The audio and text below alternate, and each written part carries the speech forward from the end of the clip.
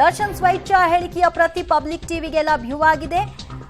ರೇಣುಕಾಸ್ವಾಮಿಗೆ ಈ ಫೋಟೋಗಳನ್ನ ಕಳುಹಿಸಿದ್ದು ನೀನೇನಾ ಅಂತ ಕೇಳಿದೆ. ಅಂದ್ರೆ ರೇಣುಕಾಸ್ವಾಮಿ ಜೊತೆಗೆ ದರ್ಶನ್ ಮಾತನಾಡಿರುವಂತಹ ಸಂದರ್ಭ ಶೆಡ್ನಲ್ಲಿ. ಹೌದು, ಅದು ನಾನೇ ಅಂತ ರೇಣುಕಾಸ್ವಾಮಿ ಆ ಸಂದರ್ಭದಲ್ಲಿ ತನ್ನ ತಪ್ಪನ್ನ ಒಪ್ಕೊಂಡಿದ್ದಾನೆ. ಹೌದು, ನಾನೇ ಕಳಿಸಿದ್ದು ಅಂತ ಹೇಳಿದ್ದಾನೆ. ಇದು ನಿನಗೆ ಬೇಕಾ ಅಂತ ಕೇಳಿದೆ. ಫಸ್ಟ್ ನೋಡಿದ ತಕ್ಷಣ ನೀನೇನಾ ಕಳಿಸಿದ್ದು ಅಂತ ಕೇಳಿದೆ. ಇದು ನಿನಗೆ ಬೇಕಿತ್ತಾ ಅಂತ ಕೇಳಿದೆ. ನಿನ್ನ ಸಂಬಳ ಎಷ್ಟು ಅಂತ ಕೇಳಿದಾಗ 20,000 ಅಂತ ರೇಣುಕಾಸ್ವಾಮಿನೇ ಹೇಳಿದ್ದಾನೆ. ನಿನಗೆ 20,000 ಸಂಬಳನ? ನಿನಗೆ ಇವಳನ್ನ ಮೇಂಟೈನ್ ಮಾಡಲು ಸಾಧ್ಯನಾ ಅಂತ ಕೂಡ ಪ್ರಶ್ನಿಸಿದ್ದಾರೆ ದರ್ಶನ್.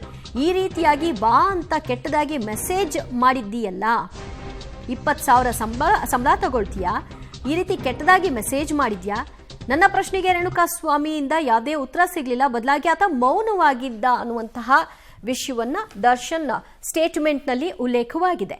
ಶೆಡ್ಗೆ ಹೋದಾಗ ರೇಣುಕಾಸ್ವಾಮಿಯನ್ನ ನೋಡಿದ ಕೂಡಲೇ ಪವನ್ ಹೇಳ್ದ ಇವನೇ ಆ ವ್ಯಕ್ತಿ ಅಂತ. ಆದರೂ ಕೂಡ ಖಾತ್ರಿ ಪಡಿಸ್ಕೊಳ್ಳೋ ಸಲುವಾಗಿ ಆತನನ್ನೇ ಕೇಳಿದೆ, ನೀನೇನ ಪವಿತ್ರ ಗೌಡಗೆ ಮೆಸೇಜ್ ಮಾಡಿದ್ದು ಅಂತ. ಹೌದು, ನಾನೇ ಅಂತ ಆತ ಒಪ್ಕೊಂಡ. ನಿನಗಿದು ಬೇಕಿತ್ತಾ ಅಂತ ಕೇಳಿದೆ. ಎಷ್ಟು ನಿನ್ನ ಸಂಬಳ ಅಂತ ಕೇಳಿದೆ. 20,000 ನನ್ನ ಸಂಬಳ ಅಂತ ಆತ ಹೇಳ್ದ. 20,000 ಸಂಬಳ ತಗೊಳ್ತೀಯ, ಇವಳನ್ನ ಮೇಂಟೈನ್ ಮಾಡೋದಕ್ಕಾಗುತ್ತಾ ನಿನಗೆ? ಆ ರೀತಿಯೆಲ್ಲ ಕೆಟ್ಟ ಮೆಸೇಜ್ಗಳನ್ನ ಕಳಿಸಿದೆಯಲ್ಲ ಅಂತ ಕೇಳಿದೆ. ಇದಕ್ಕೆ ಬದಲಿಯಾಗಿ ರೇಣುಕಾಸ್ವಾಮಿಯಿಂದ ಯಾವುದೇ ರೀತಿಯಾದಂತಹ ಪ್ರತ್ಯುತ್ತರ ಸಿಗಲಿಲ್ಲ. ಬದಲಾಗಿ ಆತ ಮೌನವಾಗಿದ್ದ ಅಂತ ದರ್ಶನ್ ತಮ್ಮ ಸ್ವೈಚ್ಛಾ ಹೇಳಿಕೆಯಲ್ಲಿ ಕೊಟ್ಟಿರುವಂತಹ ಸ್ಟೇಟ್ಮೆಂಟ್ ಇದೆಲ್ಲವೂ ಕೂಡ ಚಾರ್ಜ್ ಶೀಟ್ನಲ್ಲಿ ಉಲ್ಲೇಖ ಆಗಿದೆ. ಚಾರ್ಜ್ ಶೀಟ್ನಲ್ಲಿ ದರ್ಶನ್ ಹೇಳಿಕೆಗಳು ಏನು ಅನ್ನುವ ಎಕ್ಸ್ಕ್ಲೂಸಿವ್ ಮಾಹಿತಿಯನ್ನ ನಿಮಗೆ ಒಂದೊಂದಾಗಿ ಕೊಡ್ತಾ ಹೋಗ್ತಾ ಇದ್ದೀವಿ. ದರ್ಶನ್ ಸ್ವೈಚ್ಛಾ ಹೇಳಿಕೆಯ ಪ್ರತಿ ಪಬ್ಲಿಕ್ ಟಿವಿಗೆ ಲಭ್ಯವಾಗಿದ್ದು ಇಂಚಿಂಚು ಡೀಟೇಲ್ಸ್ ಲಭ್ಯವಾಗಿದೆ.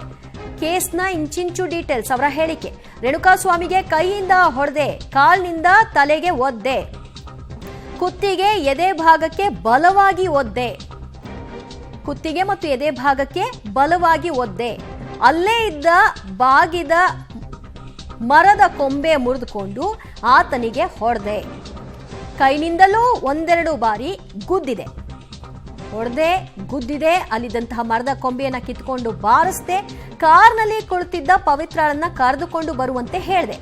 ಅಲ್ಲಿ ಇದೆಷ್ಟು ಆಗೋವರೆಗೂ ಕಾರ್ನಲ್ಲಿ ಕುಳಿತಿದ್ಲು ಪವಿತ್ರ ಗೌಡ ಅಂತ ದರ್ಶನ್ ಕೊಟ್ಟಿರುವಂತಹ ಸ್ಟೇಟ್ಮೆಂಟ್. ದರ್ಶನ್ ಸ್ವೈಚ್ಛಾ ಹೇಳಿಕೆಯ ಪ್ರತಿ ಪಬ್ಲಿಕ್ ಟಿವಿಗೆ ಲಭ್ಯವಾಗಿದೆ. ಅದರ ಎಕ್ಸ್ಕ್ಲೂಸಿವ್ ವಿವರಗಳನ್ನ ಒಂದೊಂದಾಗಿ ನಿಮಗೆ ಕೊಡ್ತಾ ಹೋಗ್ತಾ ಇದ್ದೀವಿ. ಶೆಡ್ಗೆ ಬಂದ ನಂತರದಲ್ಲಿ ಏನೆಲ್ಲ ಬೆಳವಣಿಗೆಗಳಾಯ್ತು ಅನ್ನುವಂತಹ ವಿವರಣೆಯನ್ನ ಮುಂದುವರೆದಂತೆ ಕೊಡ್ತಾ ಇದ್ದೀವಿ ನಿಮಗೆ. ರೇಣುಕಾಸ್ವಾಮಿಯನ್ನ ನೀನೇನ ಕಳಿಸಿದ್ದು ಈ ಮೆಸೇಜ್ ಅಂತ ಕೇಳಿದಾಗ ಹೌದು ಅಂತ ಒಪ್ಕೊಂಡ. ಆನಂತರ ಮೌನವಾಗಿ ಕುಳಿತಿದ್ದ. ಇದೆಲ್ಲವನ್ನ ನೋಡಿದ ನಂತರದಲ್ಲಿ ನನಗೆ ಕೋಪ ಬಂದಿತ್ತು, ಕಾಲ್ನಿಂದ ಒದ್ದೆ, ತಲೆ ಭಾಗಕ್ಕೆ ಒದ್ದಿದ್ದೆ, ಅಲ್ಲೇ ಇದ್ದಂತಹ ಮರದ ಕೊಂಬೆಯನ್ನು ಮುರಿದುಕೊಂಡು ಬಾರಿಸ್ದೆ, ಎದೆಯ ಭಾಗಕ್ಕೆ ಒದ್ದೆ.